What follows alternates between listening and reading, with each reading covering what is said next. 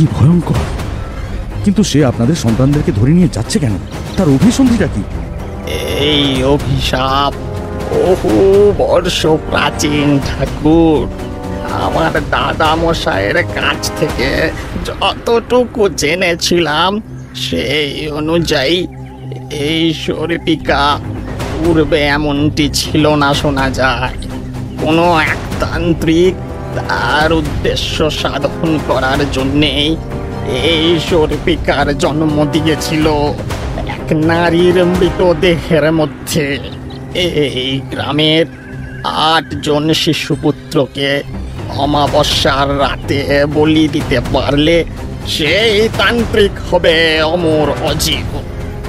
কিন্তু এই গ্রামের 8 জন শিশুপুত্রকে অমাবস্যার রাতে বলি দিতে পারলে সেই তান্ত্রিক হবে অমর অজেয়। কিন্তু 100 বছর আগে তান্ত্রিক যখন তার লক্ষ্য পূরণের খুব কাছে, তখন কোনো এক সাধু বাবা সেই পাপী তান্ত্রিককে হত্যা করে। কিন্তু এখানেই সব কিছুর সমাপ্তি ঘটে না। যে উদ্দেশ্য সাধনের জন্য শরীপিকাকে জাগিয়ে তোলা হয়েছিল, সেই উদ্দেশ্য সাধন হওয়ার পূর্বেই তান্ত্রিকের মৃত্যু ঘটার জন্য শরীপিকার অতৃপ্ত প্রেতাত্মা মুক্তি পায় না। সে এখনো তার মুক্তির প্রচেষ্টায় রয়েছে। গল্পনের ইউটিউব এপিসোড 21। আজকের গল্প তারানাথ তান্ত্রিক ও সর্পপিশাচ। সে কি ভয়ঙ্কর অভিজ্ঞতা! গল্পটা পুরো শুনলেই বুঝতে পারবেন। গল্প শুরু করার আগে ছোট্ট দুটো রিকোয়েস্ট। সেটা হচ্ছে, আমাদের গল্প যদি তোমার ভালো লাগে তাহলে প্লিজ সাবস্ক্রাইব করে বেল বাটনে ক্লিক করে আমাদের পাশে থেকো। তোমার জন্য এটা ফ্রি হলেও আমরা এতে দারুণ মোটিভেট হই। এবং সেকেন্ড যে রিকোয়েস্ট সেটা হচ্ছে, যদি এখন অবধি তুমি ইয়ারফোনটা কানেক্ট করে না থাকো তাহলে প্লিজ কানেক্ট করে নাও, তাহলে আরও বেটার এক্সপিরিয়েন্স করতে পারবে আজকের গল্পে। ধরা বাদলের দিনে সময় নষ্ট না করে চলেই এলাম। তা বেশ করেছ, বসো দেখি এবার।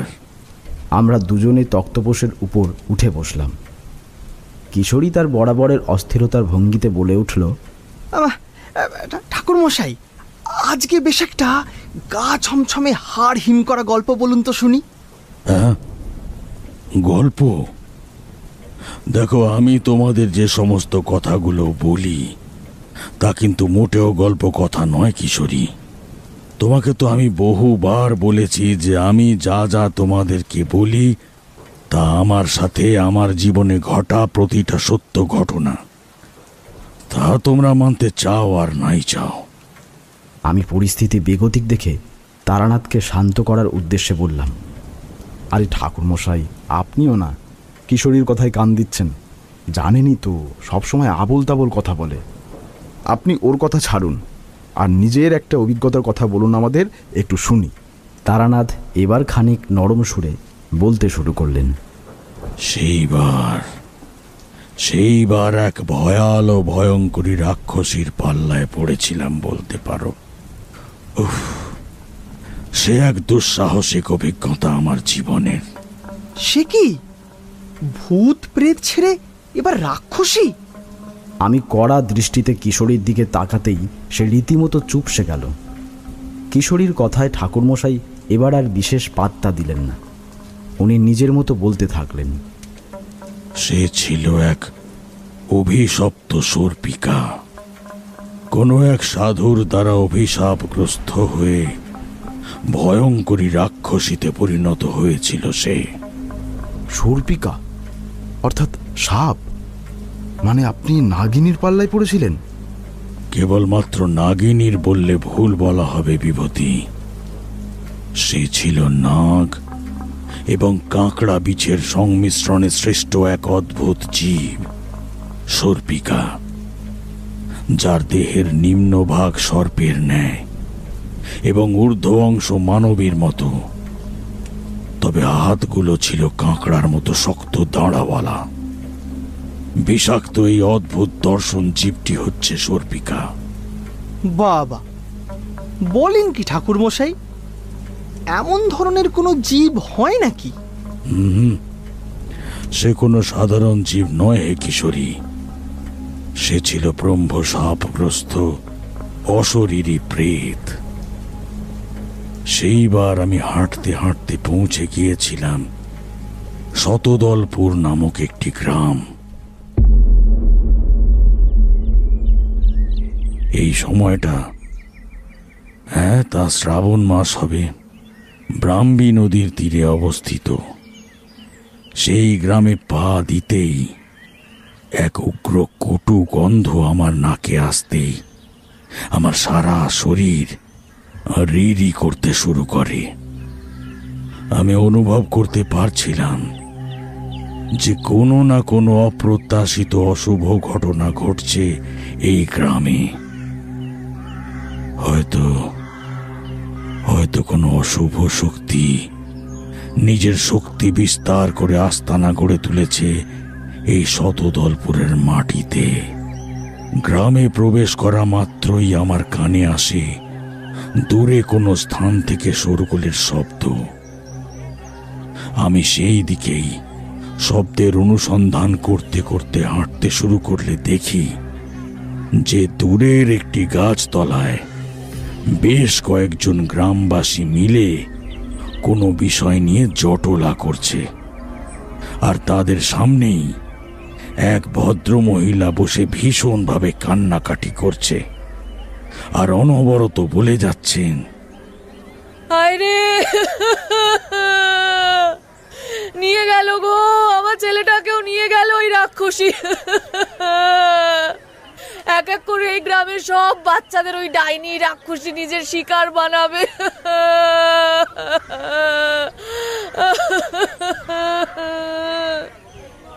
ওনার কথা শুনে ওই স্থানে উপস্থিত এক বৃদ্ধ বললেন, নিস্তার নেই, আমাদের কারোর নিস্তার নেই গো সুবলের মা। 100 বছর পর সে রাক্ষসী আবারও ফিরে এসেছে নিজের প্রতিশোধ পূরণ করতে।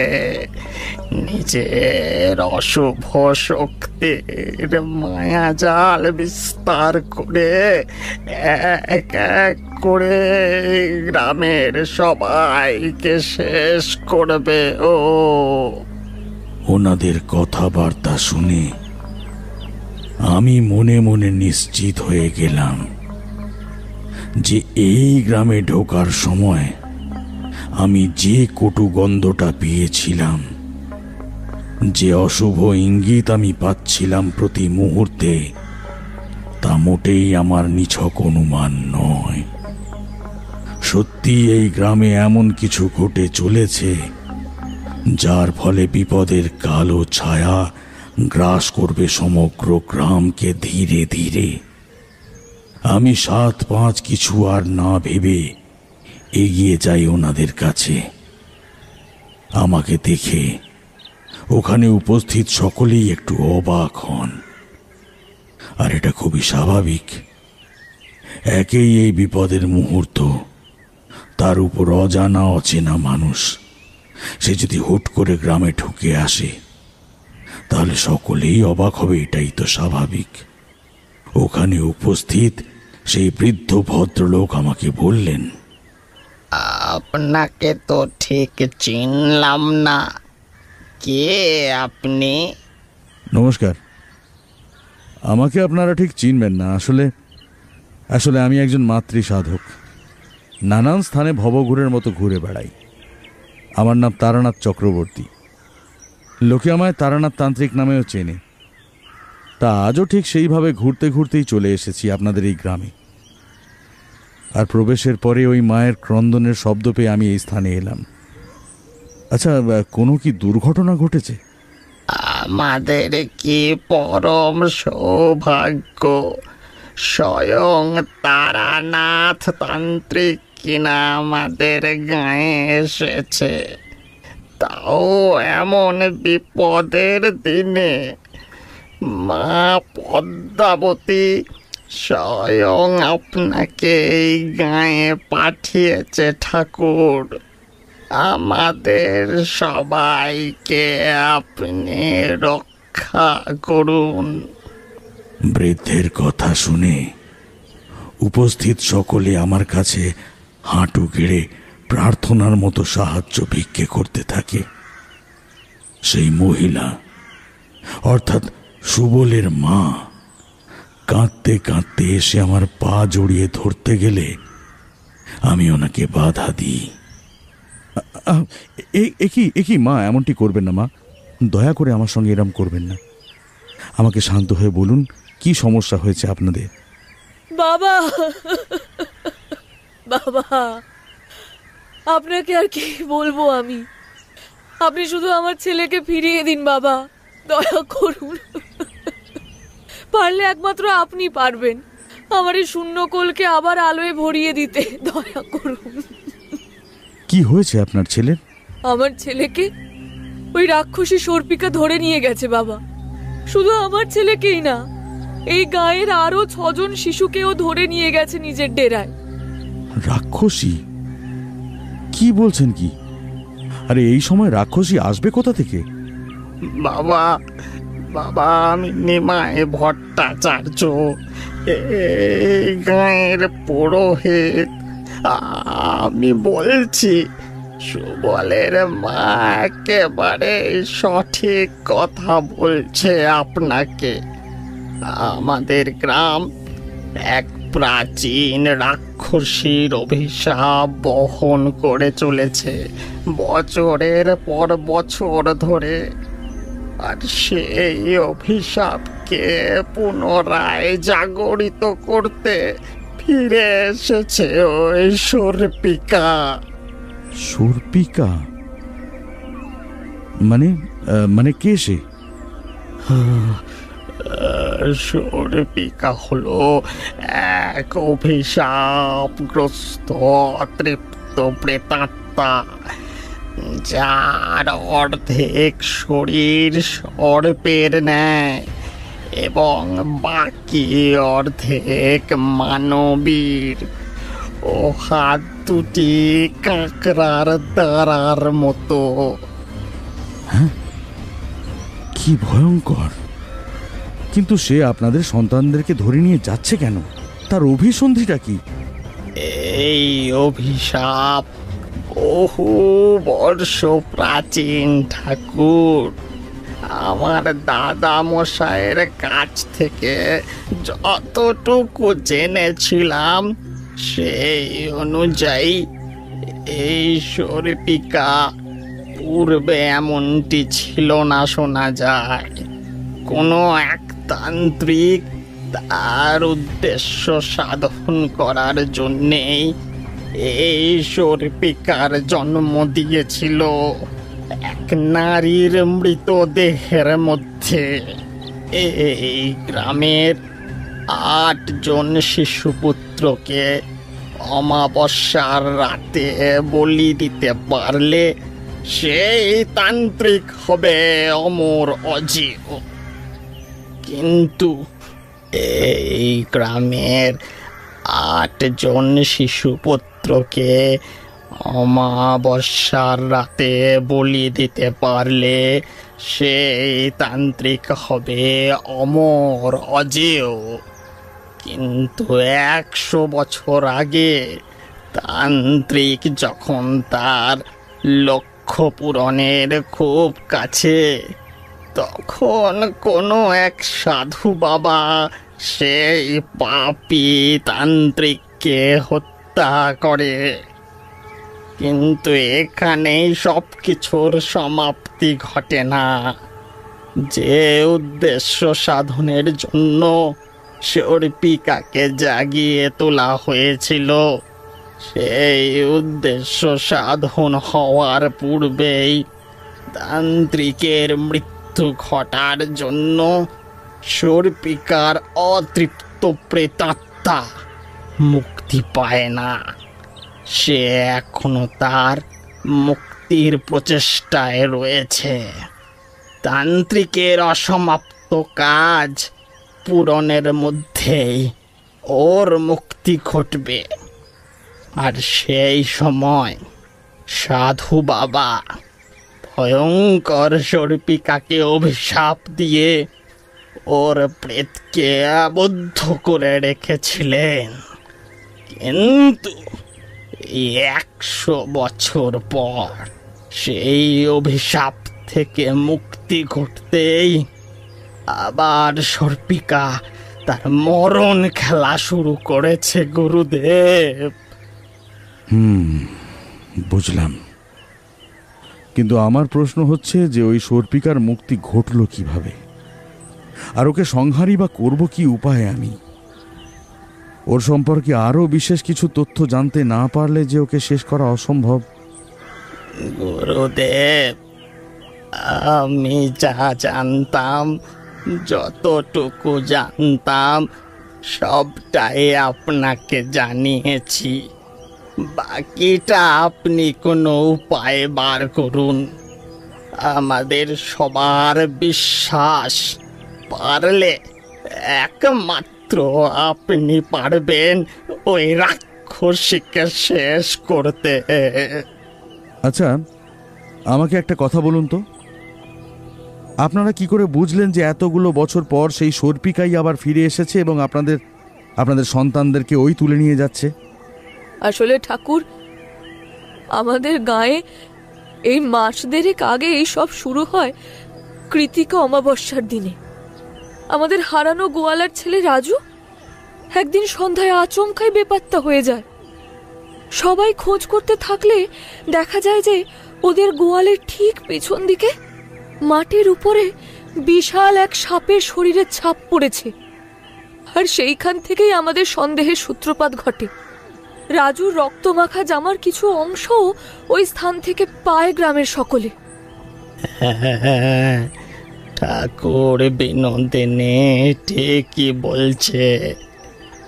আমরা গাঁয়ের মানুষরা ওই ছাপ দেখেই বুঝতে পারি যে ও ছাপ কোনো সাধারণ সাপের বা সরীসৃপের হতেই পারে না। অত্যন্ত দীর্ঘ সেই ছাপ, প্রায় 20 ফুট লম্বা হবে। আর সেই থেকেই আমাদের সন্দেহ বিশ্বাসের আকার ধারণ করে যে সর্পিকা পুনরায় ফিরে এসেছে এতগুলো বছর পর। আর তাছাড়া ওই সাধু বাবার ভবিষ্যৎবাণী অনুযায়ী উনি বলেও গিয়েছিলেন দীর্ঘ 100 বছর পর ওই সর্পিকা পুনরায় জেগে উঠবে, তছনছ করে দেবে এই শতদলপুরকে। সেই হিসাব অনুযায়ী 100 বছর পর সর্পিকা পুনরায় ফিরে এসেছে আমাদের গ্রামে। বুঝলাম। তবে এই সর্পিকাকে শেষ করা যে খুব একটা সহজ কাজ হবে বলে তো আমার মনে হচ্ছে না। তবে হ্যাঁ, আমি এইটুকু বলবো যে আমি আমার সর্বশক্তি দিয়ে চেষ্টা করব যাতে ওই অশুভ শক্তিকে বিনাশ করতে পারি। আর আপনারা এই কদিন নিজের এবং নিজেদের শিশুদের সাবধানে রাখুন। আমি দেখছি কি করা যায়। ঠাকুর, পারলে একমাত্র আপনি পারবেন আমাদের রক্ষা করতে এই বিপদের হাত থেকে। আগামী শনিবার আবারও সেই অমাবস্যা, সর্পিকা আবারও আসবে। হাতে মোট 2 দিন সময়।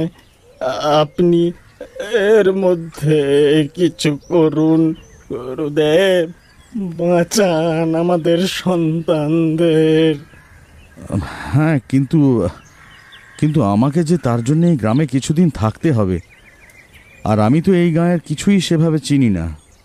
ও নিয়ে আপনি ভাববেন না ঠাকুর, আমার বাড়িতেই না হয় কদিন আপনি থাকবেন। আমাদেরকে আপনার সেবা করার একটু সুযোগ দিন, আর আমার সন্তানকে আমার কোলে ফিরিয়ে দিন ঠাকুর, ফিরিয়ে দিন। আমি আপনার সন্তানকে আপনার কোলে ফিরিয়ে দেব মা। আমার উপর আর মা মধুসুন্দরী দেবীর ওপর ভরসা রাখুন। অশুভের বিনাশ ঘটিয়ে শুভ শক্তির জয় হবেই। সেদিনের মতো আমি সুবলের মায়ের সাথে ওনাদের বাড়ি যাই এবং ওদের বাড়িতেই আমি আশ্রয় গ্রহণ করি। তখন সময়টা মধ্যরাত হবে। আমি এই সমস্ত বিষয়গুলি চিন্তা করতে করতে কখন যে ঘুমিয়ে পড়েছি তা আমি নিজেও জানি না। হঠাৎ আমার কানে আসে হিস হিসে শীতল কণ্ঠধ্বনি, যা শুনলে যে কোনো কারোর রক্ত হিম হয়ে যাবে। আমি শুনলাম সে বলছে, কেন কেন এসেছিস তুই? তারানাথ, চলে যা বলছি, এই গ্রাম ছেড়ে।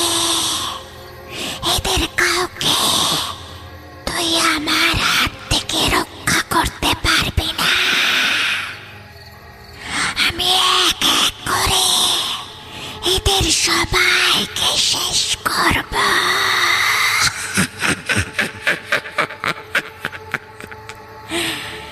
সর্বশক্তিময়ী হয়ে উঠব আমি।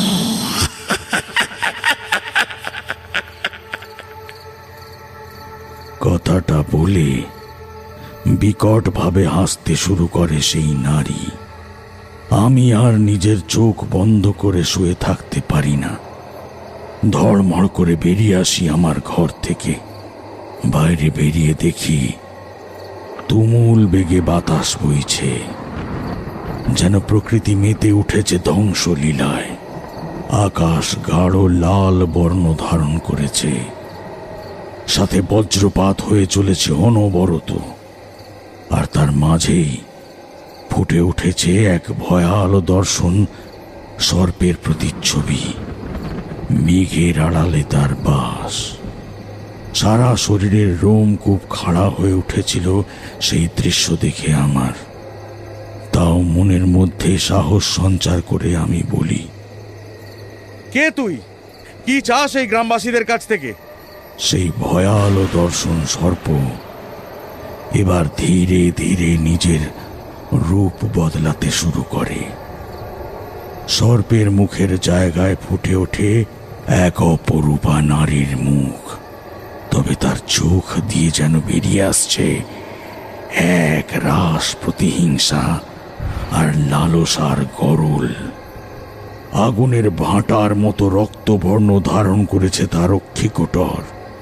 ঠোঁটের দুপাশ দিয়ে বেরিয়ে এসেছে স্বতন্ত্র রক্তবর্ণ বিশাল চেরা জিহ্বা।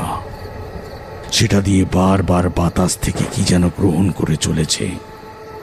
সাক্ষাৎ যেন সর্পিনী রাক্ষসী নরক লোকের দূত এসে হাজির হয়েছে। হিস হিসে কণ্ঠে এসে বলতে শুরু করলো, সর্পিকা, আমি সর্পিকা কালনাগিনী, প্রেতরূপ, অশুভ শক্তির বাহক আমি। আগামী অমাবস্যাতে অষ্টম শিশুর বলি দেব আমি।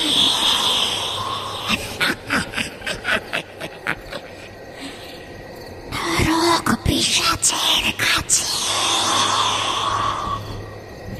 আর তারপরে আমি হয়ে উঠব সর্বশক্তির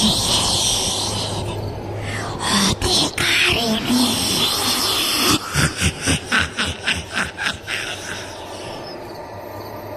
এই রাক্ষসীর জীবন থেকে মুক্তি পেয়ে আমি লাভ করব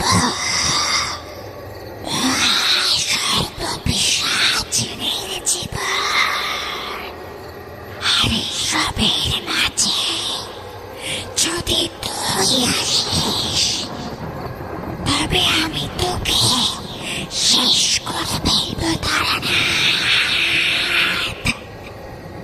তাই বলছে চলে যা, চলে যা আমি থাকতে তোর এই উদ্দেশ্য কোনো দিন সফল হবে না নাগিনী, আমি হতে দেব না। এই গ্রামবাসীদেরকে তোর হাত থেকে আমি রক্ষা করবই, আমার হাতেই শেষ হবি তুই। আমার কথা শোনা মাত্রই সেই শর্পিকা নিজের কাঁকড়ার মতো দাঁড়া দিয়ে আমাকে চেপে ধরল এবং শূন্যে তুলে আমাকে সে বলতে থাকে, আমাকে শেষ করবি তুই?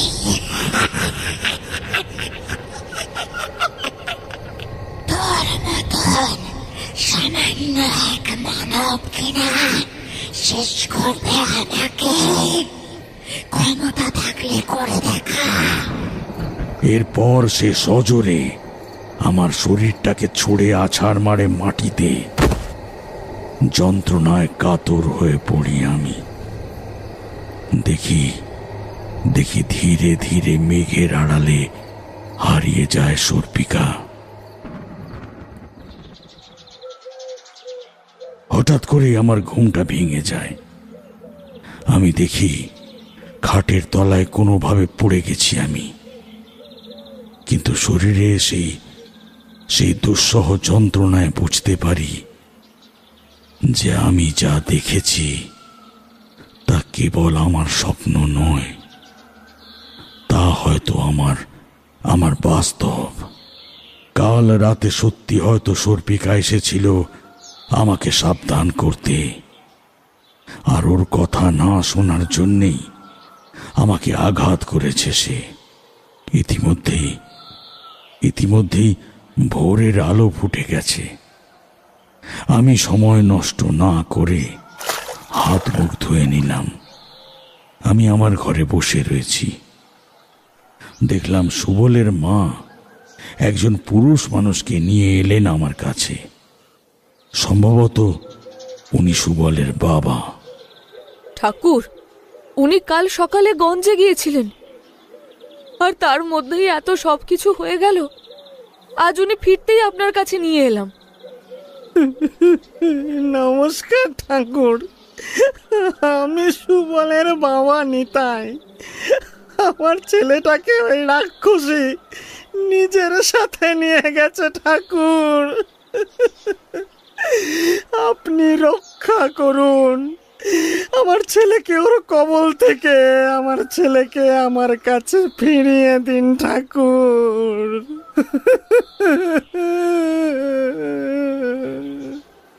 দু হাত জোর করে কাঁদতে কাঁদতে কথাগুলো বলে নিতাই। আমি ওকে সান্ত্বনা দেওয়ার চেষ্টা করে বলি, ভেঙে পড়ো না নিতাই, ভেঙে পড়ো না, সবকিছু ঠিক হয়ে যাবে।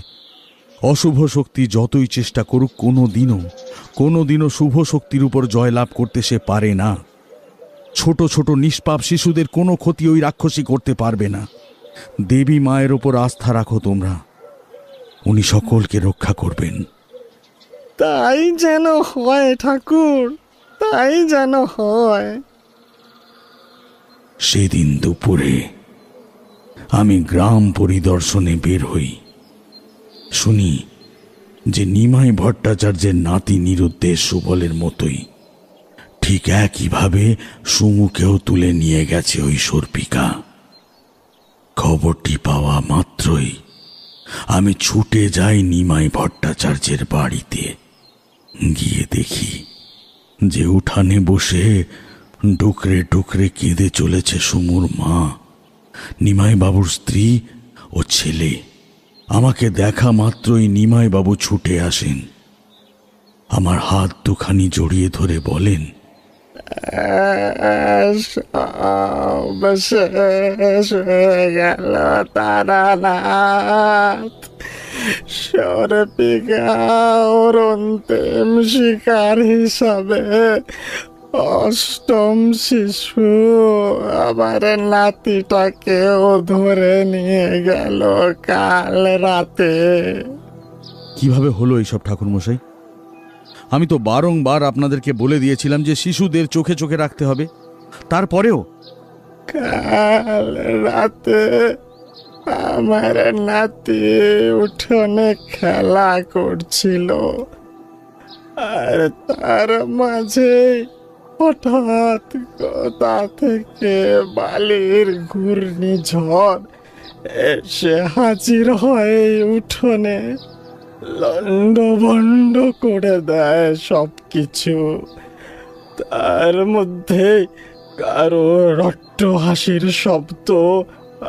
আমি ছুটে ঘর থেকে বের হতেই যাব, আমরা সকলে দেখি যে সর্পিকা ওর বিশাল 2 দাঁড়াওয়ালা হাত নিয়ে শূন্যে তুলে নেয় আমার নাতিকে। আর তারপর মুহূর্তে সেই ঘূর্ণি অদৃশ্য হয়ে যায় লালচে আভা ছড়ানো মেঘের মধ্যে। আজ ভোরে, তার মানে আমি যে স্বপ্ন দেখেছিলাম তা সত্যি। সর্পিকা নিজের অন্তিম শিকার করে ফেলেছে, আর ওই জন্যই আমাকেও বারবার বলছিল যে আমি ওকে শেষ করতে পারবো না। কিন্তু কিন্তু কি করে কি উপায়ে রক্ষা করব আমি বাচ্চাগুলোকে? আজ রাত পোহালেই কাল অমাবস্যা, আর এই অমাবস্যা বলির আগেই আমাকে যা করার করতেই হবে। আজ রাতেই কিছু করতেই হবে আমাকে। আমি নিমাই বাবুকে বললাম, নিমাই বাবু আপনি শান্ত হন, সব কিছু ঠিক হয়ে যাবে। মায়ের উপর ভরসা রাখুন নিমাই বাবু। সেদিন রাতে আমি বাড়ি ফিরেই আমার আরাধ্য দেবী মধুসুন্দরী দেবীর আরাধনায় বসি। নিজের সবটুকু সমর্পণ করে প্রার্থনা করতে থাকি দেবীর নিকট। আমি শ্রীমাত্রে নমঃ। ওং ঐং হ্রিং শ্রীং ঐং ক্লিং সৌং ক্লিং। ওং ওম নমঃ ভগবতী ত্রিপুরা দেবী মম ভাষাম কুরু কুরু স্বাহা, কুরু কুরু স্বাহা। ওম ভূর্ভুবস্সুঃ তৎসবিতুর্বরেণ্যম ভর্গো দেবস্য ধীমহি ধিয়ো यो নঃ প্রচোদয়াৎ। হোম কুণ্ডে ঘৃতাহুতি দেওয়ার সাথে সাথেই কুণ্ড থেকে সৃষ্টি হয় এক আলোক বলয়ের। দেবী মধুসুন্দরীর যে আগমন ঘটতে চলেছে তা আমি বুঝতে পারি। সেই আলোক বলয় থেকে ধীরে ধীরে দেবী নিজের স্বরূপে আসেন। আমাকে উদ্দেশ্য করে দেবী বলেন, বল তারানাথ, কি জানতে চাস আমার কাছ থেকে? তুই কেন ডাকলি আমাকে এমন আকুল ভাবে? মা তুমি যে অন্তর্যামী মা, তুমি তো সবই জানো। এই শতদলপুরের মানুষজনকে রক্ষা করার উপায় আমাকে বলে দাও মা। কিভাবে রক্ষা করব ওই 8 জন শিশুকে? তাদের মা বাবার কাছে আমি তাদেরকে কি করে ফিরিয়ে দেব ওই সর্পিকার কবল থেকে? এই গ্রামবাসীদেরকে আমি কি করে রক্ষা করব? তুমি পথ দেখাও মা, তুমি পথ দেখাও। তুই যে কার্য সমাপনের জন্য এই গ্রামে এসেছিস তা কোনো সাধারণ কাজ নয় তারানাথ। এর জন্যে তোকে তোর বুদ্ধিমত্তা, ধৈর্য এবং নিজের সাহসিকতার পরিচয় দিতে হবে। সর্পিকার সংহার করা তোর একার পক্ষে সম্ভব হবে না। সর্পিকাকে পরাজিত করতে হলে ওর আরাধ্যার সাহায্য তোকে নিতেই হবে। পাপের গরল যেথায় ছড়ায়, বিষ হরি পথ যে দেখায়, সর্পপুরের সর্পরানী তার কাছেই আছে মুক্তির সরণী। সংগ্রহ করবি কনক কুমুদ, জানবি তা হবে তোর সংহার আয়ুধ। এই কথাগুলো বলে অন্তর্হিত হন দেবী মধুসুন্দরী। মা যাস না মা, মা যাস না মা, কি বলে গেলি? তোর এই ধাঁধার উত্তর আমায় দিয়ে যা মা, যাস না মা, যাস না। কিন্তু সহস্রবার দেবীকে ডাকার পরেও তিনি আর আমার ডাকে সাড়া দেন না। রাতে শুয়ে শুয়ে আমি ভাবতে থাকি, মধুসুন্দরী দেবীর বলা ওই ধাঁধার প্রকৃত অর্থটা কি। পাপের গরল যেথায় ছড়ায়, বিষহরি পথ যে দেখায়, সর্পপুরের সর্পরানী তার কাছেই আছে মুক্তির সরণি। সংগ্রহ করবি কনক কুমুদ, জানিবি তা হবে তোর সংহার। পাপের গরল সেথায় ছড়ায়, অর্থাৎ বিষ। সর্পিকার বিষের কথাই কি তবে দেবী আমাকে বললেন? আচ্ছা, তাই যদি ধরে নি, তবে ধাঁধার দ্বিতীয় স্তবক অনুযায়ী সর্পপুরের সর্পরানী তার কাছেই আছে মুক্তির সরণি, অর্থাৎ সর্পপুরের সর্পরানী সকল সর্পের আরাধ্যা, যিনি দেবী পদ্মাবতী। তার মানে ওনার কাছেই আছে মুক্তির পথ। এই সংকট থেকে মুক্তির পথ তবে দেবী পদ্মাবতীর কাছেই আছে। কনক কুমুদ জানবি তা হবে তোর সংহারের আয়ুধ। এটার মানে দেবী কি বলতে চাইলেন? এই ধাঁধার অর্থ তো আমি বুঝতে পারছি না। তুমি কি বোঝাতে চাইলে মা আমাকে? তুমি কি বোঝাতে চাইলে? এই সব ভাবতে ভাবতে কখন যে নিদ্রা দেবী আমার উপরে ভর করেছেন তা আমি বুঝতেও পারিনি। পরের দিন ঘুম ভাঙে বিনোদিনীর ডাকে। ঠাকুর উঠুন, ঠাকুর সর্বনাশ হয়ে গেছে, ঠাকুর উঠুন। আমি ধড়ফড় করে উঠে বাইরে বেরিয়ে দেখি কেবলমাত্র বিনোদিনী নয়, ওর সাথে গ্রামের আর কয়েকজন মহিলা এসে উপস্থিত হয়েছে। আমাকে দেখা মাত্রই তাদের মধ্যে থেকে একজন ছুটে এসে আমার পাটা জড়িয়ে ধরে। ঠাকুর, আমার ছেলেকে আজ সকাল থেকে খুঁজে পাচ্ছিলাম না। শেষে আমাদের বাড়ির পিছন দিকের পুকুর পাড়ে গিয়ে দেখি আমার ছেলেটা অজ্ঞান অবস্থায় পড়ে আছে। কাছে গিয়ে দেখি ওকে সাপে কেটেছে। ঠাকুর, আমার ছেলেটার প্রাণ বাঁচান, দয়া করুন ঠাকুর। আমার ছেলেটাকে আমার কোলে ফিরিয়ে দিন, দয়া করুন আমার উপরে, দয়া করুন। হ্যাঁ, সে কি কথা? সাপে কেটেছে, তাও আবার এই আজকের ভরা অমাবস্যা তিথিতে? আপনি এই মুহূর্তে আমাকে ওর কাছে নিয়ে চলুন। এরপরে আমি ওই ছেলেটির বাড়ির দিকে রওনা হই।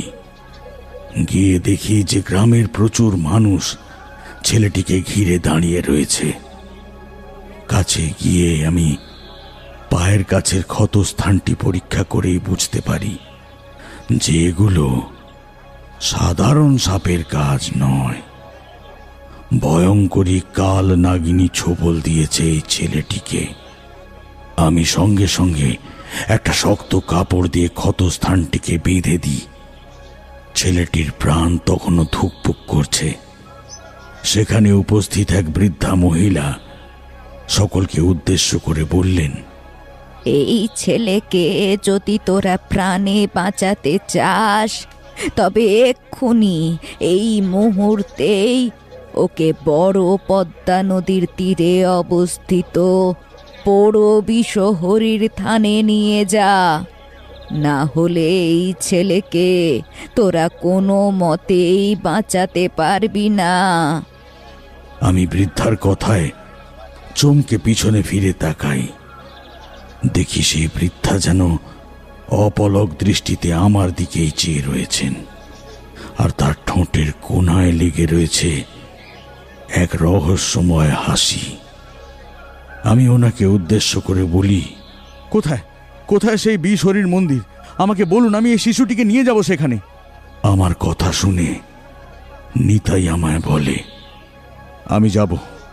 আমি যাব সেই মন্দিরে। আমাকে শুধু আপনারা পথটুকু বলে দিন। এই শিশুর মাকে আমি কথা দিয়েছি, এই শিশুর প্রাণ আমি ফিরিয়ে দেব। আর তার জন্যে যদি আমাকে আমার নিজের প্রাণের বিসর্জন দিতে হয় তাতেও আমি ভয় পাই না। আমার কথা শোনার পর নিমাই ভট্টাচার্য সেখানে উপস্থিত ছিলেন। তিনি বললেন, ও কাজ করবেননি ঠাকুর, ও যে সাপের আঁখড়া। গ্রামে দক্ষিণ দিকে অবস্থিত পদ্মা নদীর তীরে ওই মন্দিরটি রয়েছে। সঠিক পরিচর্যার অভাবে চারপাশে জঙ্গল ঘিরে রেখেওছে ওই মন্দিরকে। ওই মন্দিরে একবার যদি কেউ যায়, সে যে আর বেঁচে ফেরে না। আমি যাব সেই মন্দিরে। আমাকে শুধু আপনারা পথটুকু বলে দিন। এই শিশুর মাকে আমি কথা দিয়েছি, এই শিশুর প্রাণ আমি ফিরিয়ে দেব। আর তার জন্যে যদি আমাকে আমার নিজের প্রাণের বিসর্জন দিতে হয়, তাতেও আমি ভয় পাই না। আমার কথা শোনার পর নিমাই ভট্টাচার্য সেখানে উপস্থিত ছিলেন। তিনি বললেন, আপনি চিন্তা করবেন নি ঠাকুর, আমরা সকলেই আপনার সাথে ওই মন্দিরে যাব। আপনি বাইরের মানুষ হয়ে যদি আমাদের গাঁয়ের বাচ্চাকে বাঁচানোর জন্য নিজের জীবনের ঝুঁকি নিতে পারেন, তবে আমরাও পারবো সকল প্রতিকূলতাকে দূরে সরিয়ে দীপুর প্রাণ ফিরিয়ে আনতে। আপনি চলুন আমার সাথে, আমি পথ দেখিয়ে নিয়ে যাচ্ছি। নিমাইয়ের কথা শোনার পর সেখানে উপস্থিত বাদবাকি গ্রামবাসীরাও আমার সাথে যাওয়ার জন্য রাজি হয়ে যায়। আমি শিশুটিকে কোলে তুলে নিয়ে ওনাদের দেখানো পথ অনুসরণ করে সকলে মিলে রওনা দিই পোড়ো 20 হরির থানে। পদ্মা নদী পার করে আমরা পৌঁছে যাই সেই মন্দিরে। দীর্ঘকালের প্রাচীন জরাজীর্ণ সেই মন্দির। গ্রামবাসীরা দেবী পদ্মাবতীর সামনে কিছুটা জায়গা পরিষ্কার করে দেয়। আমি মায়ের পায়ের কাছে শুইয়ে দিই দীপুকে। বাদ বাকি গ্রামবাসী মন্দির চত্বর পরিষ্কার করতে শুরু করে। দেবীর কাছে আমি শিশুটির প্রাণ ভিক্ষার জন্যে আরাধনা শুরু করে দিই। ওং দেবী মম্বামহিনাং শশধর বদনং চারুকান্তিং বদন্যম হংসারূঢ়মুদারামরুণিত বসনং সর্বদাং সর্বদৈব স্মেরাসাং মণ্ডিতাঙ্গিং কনকমুনিগণমুক্তয়া চ প্রবালৈর্বন্দেহং ষষ্ঠনাগামুরুকুচ যুগলাং ভোগিনীং কামরূপাং বাং শ্রীং বিষহর্যৈ নমঃ হ্রিং শ্রীং ক্লিং ঐং মনসা দৈব স্বাহা স্বাহা। অলৌকিকভাবে আমার পূজা শেষ হতেই দেবী মূর্তির পিছনের দিক থেকে একটি কাল নাগিনী বেরিয়ে আসে এবং সেই সাপটি ধীর স্থিরভাবে এসে শিশুটির পায়ের ক্ষতস্থান থেকে সমস্ত বিষ শুষে নিতে শুরু করে। গ্রামবাসী এবং আমি সকলে মিলে সেই অলৌকিক দৃশ্য দেখে যেতে থাকি মুগ্ধ নয়নে। কিছুক্ষণের মধ্যেই দীপু সম্পূর্ণরূপে সুস্থ হয়ে ওঠে। গ্রামবাসীরা সকলে জয়ধ্বনি দিতে শুরু করে দেবী মনসার নামে। জয় মা মনসার জয়, জয় মা বিশ্বহরীর জয়, জয় মা মনসার জয়, জয় মা বিশ্বহরীর জয়, জয় মা মনসার জয়, জয় মা বিশ্বহরীর জয়। এতগুলো বছর ধরে যে মাকে আমরা অভিশপ্ত মনে করে এই পোড়ো মন্দিরে ফেলে রেখেছি, সেই মাই আজ রক্ষা করলো দীপুকে। হ্যাঁ, কেন দেবী পদ্মাবতীর পুজো আপনারা করেন না? দেবী এইভাবে চলচিহ্ন অবস্থায় এই জঙ্গলে কেনই বা পড়ে রয়েছেন আপনাদের পুজো ছাড়া? শোনা যায় সে গ্রামের পূর্ব যে জমিদার ছিলেন বিজয় কৃষ্ণ লাহা, উনি ছিলেন সেই ভয়ঙ্কর তান্ত্রিকের শিষ্য। এবং সেই তান্ত্রিকের আদেশ অনুযায়ী এই মন্দিরটিকে উনি অভিশপ্ত বলে দাগিয়ে দেন এবং চিরতরের জন্য এই মন্দিরের পুজো অর্চনার সব কিছু নিয়ে বন্ধ করে দেন। আজ প্রায় 100 বছর পর আবারও এই মন্দিরে পুজো হলো, তাও তোমার হাত ধরে ঠাকুর। এই মন্দিরের মধ্যে এমন কোনো রহস্য তো আছেই যা তান্ত্রিক জনসাধারণের কাছ থেকে লুকিয়ে রাখতে চেয়েছিলেন, যাতে সেই রহস্য কোনো দিন কোনো কালে কারোর চোখের সামনে না আসে। আর সেই জন্যই হয়তো এই মন্দিরকে মিথ্যেভাবে অভিশপ্ত বলে বন্ধ করিয়ে দিয়েছিলেন। এই মন্দিরের যে পুরোহিত ছিলেন আমার প্রপিতামহ গৌরী শঙ্কর ভট্টাচার্য, শুনেছিলাম উনি বেশ কিছু পুঁথি রচনা করেছিলেন। এখনো এই মন্দিরের কোনো এক গোপন স্থানে রয়ে গেছে। হয়তো সেই রহস্য যাতে কোনোদিন কারো সামনে না আসে, তার জন্যই তান্ত্রিক এই কাজটা করেছিল। কিন্তু কি এমন থাকতে পারে সেই পুঁথিতে যার জন্য এই কাজ করবে? আমি এই মন্দির চত্বরটা ভালো করে পর্যালোচনা করে দেখতে চাই। হতেই তো পারে যে এই মন্দিরের মধ্যেই এমন কোনো সূত্র পেয়ে গেলাম যা থেকে আমরা সর্পিকার হাত থেকে মুক্তির পথ পেয়ে যাব। আমি গ্রামবাসীদের উদ্দেশ্য করে বললাম, আপনারা এখন যে যার নিজের নিজের কাজে ফিরে যান। আমার এই স্থানে কিছু কাজ আছে, তা শেষ করে আমি ফিরব। আর নিমাই বাবু, আপনি চাইলে আমার সাথে থাকতেই পারেন। নিমাই ভট্টাচার্য এক কথায় রাজি হয়ে যায় আমার সাথে থাকার জন্য। বাদ বাকি গ্রামবাসীরা চলে যাবার পর আমি এবং নিমাই বাবু দুজনে মিলে মন্দিরের গর্ভগৃহের ভেতরে প্রবেশ করি। চারিদিকে ধুলো আর মাকড়সার জালে ছেয়ে রয়েছে। সবার প্রথমে আমরা গর্ভগৃহ থেকে সেই সব জঞ্জাল পরিষ্কার করি। পরিষ্কার করতে করতে হঠাৎই আমার চোখ যায় দেবীর মূর্তির দিকে। মনে হতে থাকে দেবীর সারা শরীর থেকে যেন এক দৈব জ্যোতি ঠিকরে বেরিয়ে আসছে। এক মুহূর্তের জন্যে যেন আমার চোখ ধাঁধিয়ে যায় সেই আলোক রশ্মি দেখে।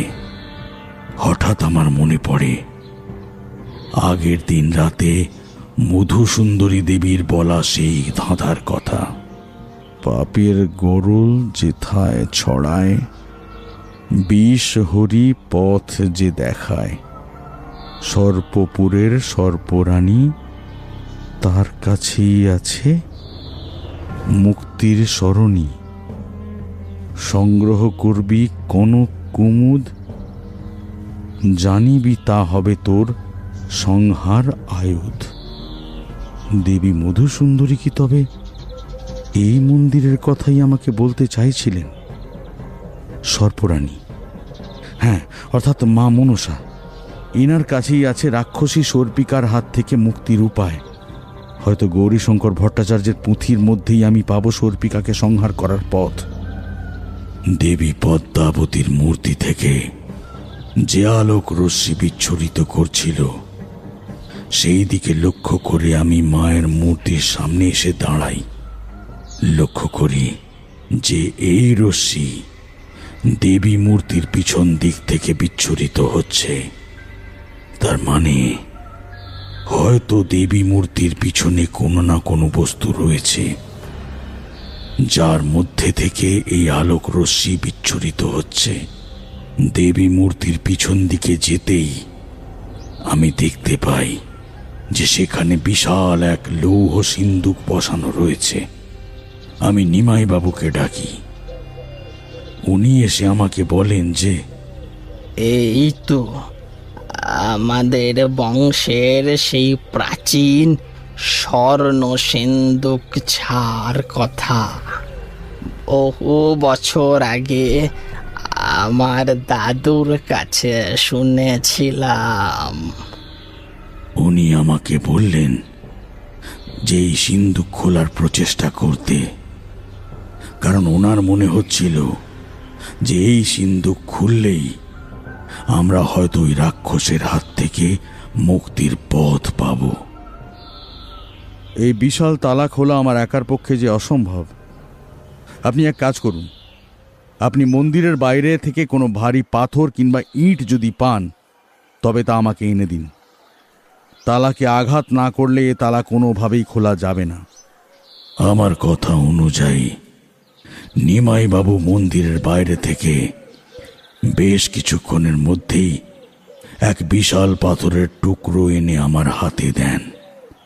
আমি সজোরে পাথরের টুকরোটাকে দিয়ে আঘাত করি তালার উপরে। তালাটি ভেঙে যায়। দুজনে মিলে অতি কষ্টে সিন্দুকটিকে উন্মুক্ত করি, কিন্তু খুলতে আমাদের চোখে পড়ে বেশ কিছু প্রাচীন পুঁথিপত্র, লাল শালুতে জড়ানো পুঁথির গোছা। আমি সিন্দুকের মধ্যে থেকে তুলে নিই, পড়তে শুরু করি সেই পুঁথি, যা থেকে আমার কাছে পরিষ্কার হয়ে যায় সর্পিকাকে কি উপায়ে আমি সংহার করতে পারবো, তার প্রাণ ভোমরাই বা কি। এই পুঁথিতে লেখা রয়েছে কনক কুমুদের কথা। এই পুঁথিতে লেখা আছে সর্পিকা তার এই প্রেত জীবন থেকে মুক্তি পেলেই সব শিশুদের সে নিজেই ফিরিয়ে দেবে। এতক্ষণে বুঝতে পারি কি সেই কনক কুমুদ, অর্থাৎ স্বর্ণকমল, যা হচ্ছে সর্পিকাকে শেষ করার ব্রহ্মাস্ত্র, অর্থাৎ আয়ুধ। কিন্তু কিন্তু কোথায় পাবো সেই সোনার পদ্ম? আমার কথা শুনে নিমাই বাবু আমায় বললেন, স্বর্ণ কমল তো আমার বাড়ির ঠাকুর ঘরে প্রতিষ্ঠিত রূপে রয়েছে দেবী লক্ষ্মীর হাতে, যা বংশ পরম্পরা হিসাবে আমাদের পুত্রবধূদের হাতে তুলে দেওয়া হয় তাদের সাধের সময়। অবশ্যই নিমাই বাবু, আমি আমার সর্বশক্তি দিয়ে চেষ্টা করব। আজ এই অমাবস্যার রাতই হবে সর্পিকার জীবনের অন্তিম রাত, কিন্তু তার জন্য আপনাকে বেশ কিছু সামগ্রী আমাকে এনে দিতে হবে। মধ্যরাতে আমি যজ্ঞে বসবো। ওই স্বর্ণ কমল আজ আমি আপনার হাতে তুলে দেব ঠাকুর। আপনি আমার নাতিকে এবং এই গ্রামে হারিয়ে যাওয়া সব শিশুদেরকে রক্ষা করুন, ফিরিয়ে দিন ওদের। এরপর আমি নিমাই বাবুকে আমার প্রয়োজনীয় সমস্ত সামগ্রী আনার কথা বলি। আমার কথা অনুযায়ী সন্ধ্যায় সব কিছু উনি হাজির করেন। আজ রাত 12টা, যে সময় চন্দ্র এবং পৃথিবী একই সমান্তরাল অবস্থায় আসবে এবং আকাশে দেখা যাবে রক্তবর্ণ চাঁদ, সেই মুহূর্তে সর্পিকা বলি দেবে ওই সব শিশুদের। আমাকে সেই মুহূর্তেই আমার অস্ত্র প্রয়োগ করতে হবে। আমি সেই অনুযায়ী আমার যজ্ঞের সমস্ত ব্যবস্থা শুরু করে দিই। এই গ্রামের মহাকালী মন্দিরে শুরু করি সেই মহা সর্পিকা নিধন যজ্ঞ। যজ্ঞ শুরু হওয়ার মাত্রই তুমুল বেগে বাতাস বইতে শুরু করে। আকাশ ঢেকে যায় ঘন লালচে আভায়। মুহুর্মুহু বজ্রপাত হতে শুরু করে চারিদিক জুড়ে। আমি বুঝি যে এই সব কিছুই আমার যজ্ঞ পণ্ড করে দেওয়ার জন্যে সর্পিকার পরিকল্পনা। আমার মন্ত্রপাঠ যত এগোতে শুরু করে ততই বাতাসের বেগ বৃদ্ধি পেতে থাকে। সমগ্র প্রকৃতি যেন আজ আমার বিরোধিতা শুরু করেছে, কিন্তু আমি অবিচল থেকে অনবরত দেবীর আরাধনা করতে থাকি। ওং ক্রিং কল্লাই নমঃ, পঞ্চমৃত স্নানম সমর্পয়ামি। ওং ক্রিং কল্লৈ নমঃ। গঙ্গা স্নানম সমর্পয়ামি। ওং ক্রিং কল্লৈ নমঃ। আরাত্রিকাম সমর্পয়ামি। দুধ স্নানাদি প্রদানের মন্ত্র পাঠ করার সময় শুরু হয়ে যায় প্রবলভাবে বজ্রপাত, কিন্তু তাও আমি বলে চলি,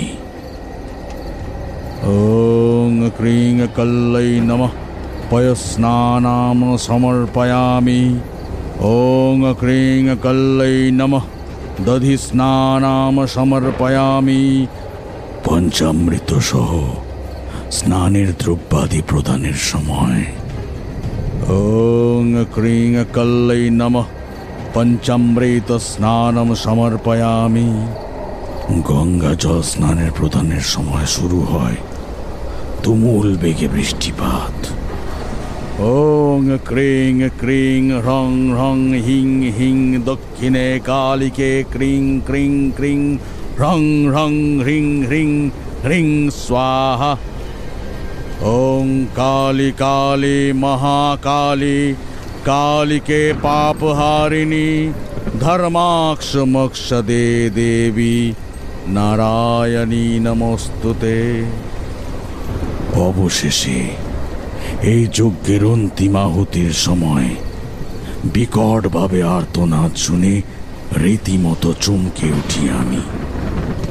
আমাকে থামানোর জন্যে অবশেষে সর্পিকা নিজে এসে উপস্থিত হয়েছে।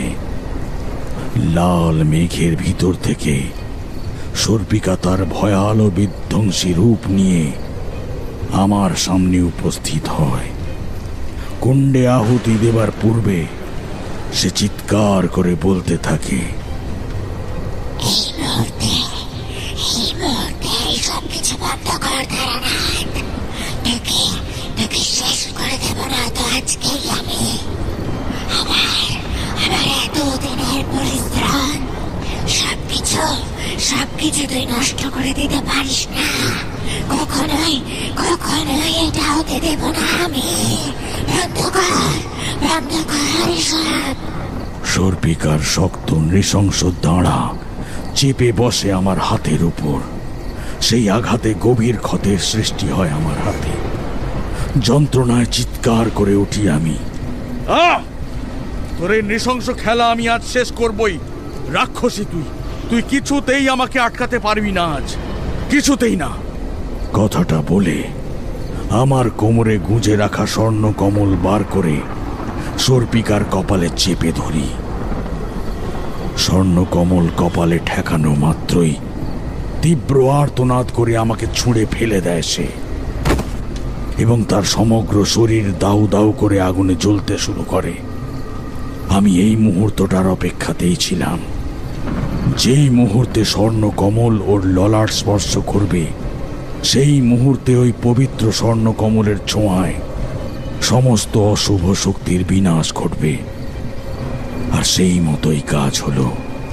সর্পিকা জ্বলতে জ্বলতে একসময় ছাইতে রূপান্তরিত হয়। মৃত্যু ঘটে সর্পিকার। এবার সেই ছাই থেকে আশ্চর্যজনকভাবে সোনালি আভা ছড়িয়ে পড়তে থাকে চারিদিকে। সেই সোনালি রশ্মির তীব্রতা এতটাই বেশি ছিল যে আমার চোখ আপনা হতেই বন্ধ হয়ে আসে। হঠাৎ করেই আমার কানে আসে এক সুরেলা কণ্ঠধ্বনি। সে বলছে, আজ আমার অভিশাপ মুক্তি ঘটল তোমার হাত ধরে তারানাথ। সর্পিনীর জীবন থেকে মুক্তি ঘটল আমার।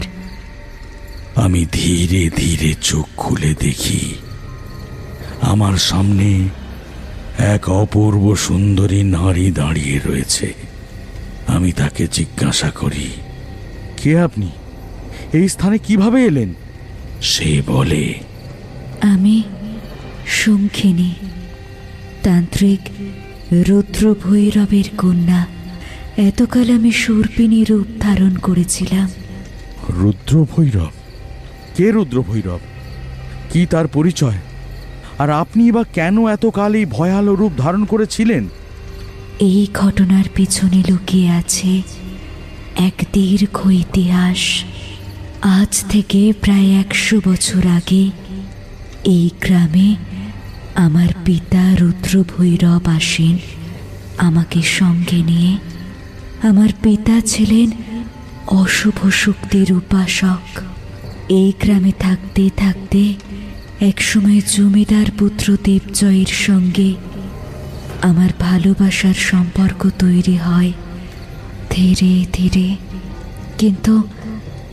কিন্তু এই সম্পর্কে কোনোভাবেই মত ছিল না জমিদার নারায়ণ চন্দ্রের। আমাদেরকে বহু প্রচেষ্টার পরেও যখন উনি আলাদা করতে পারলেন না, তখন উনি শুরু করলেন এক নৃশংস খেলা। রাতের আঁধারে আমাদের আস্তানায় কাল নাগিনী ছেড়ে দেওয়ার আদেশ দেন। জমিদারের কথা অনুযায়ী কাজও হয়। সর্পের দংশনে মৃত্যু ঘটে আমার। এই সব ঘটনা যখন ঘটে চলেছে, আমার পিতা তখন গ্রামে ছিলেন না।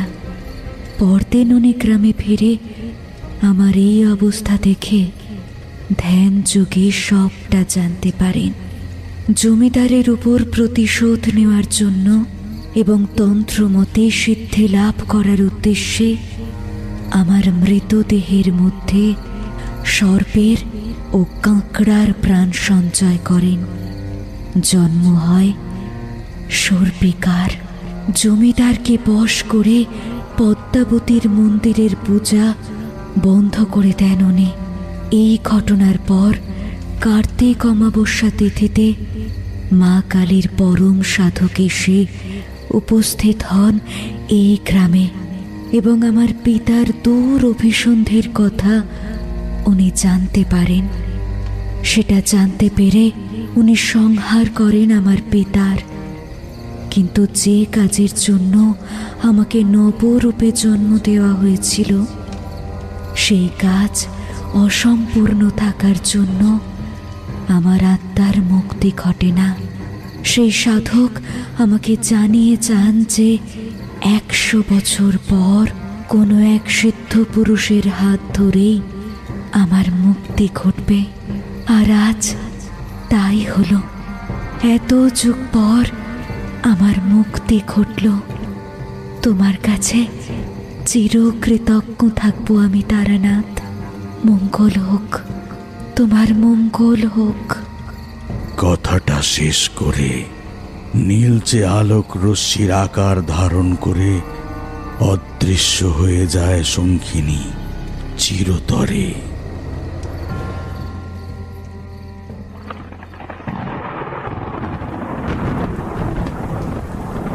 এতক্ষণ টানা গল্পটা বলে এবার থামলেন তারানাথ। আর সেই শিশুগুলির কি হলো? শঙ্খিনীর মুক্তির সাথে সাথেই শিশুগুলিও মুক্তি পেয়ে যে যার বাবা মায়ের কাছে ফিরে যায়। আর নিয়ম অনুযায়ী আমি বলি দিই 4টে ছাগের, অর্থাৎ ছাগলের। এইভাবে শতদলপুরের বুক থেকে চিরতরে বিদায় নেয় রাক্ষসী সর্পিকার আতঙ্ক। সেদিনের মতো তারানাথের কাছ থেকে অসাধারণ এক মনোতৃপ্তি নিয়ে নিজের বাড়ির উদ্দেশ্যে রওনা দিলাম আমি ও কিশোরী দুজনে। আপনাদের কেমন লাগলো গল্পটা কমেন্টে জানাতে ভুলবেন না। আর যদি ভালো লেগে থাকে তাহলে গল্পনির ইউটিউবে সাবস্ক্রাইব, লাইক করবেন, সঙ্গে বন্ধুদের সাথে শেয়ার করতে ভুলবেন না যেন।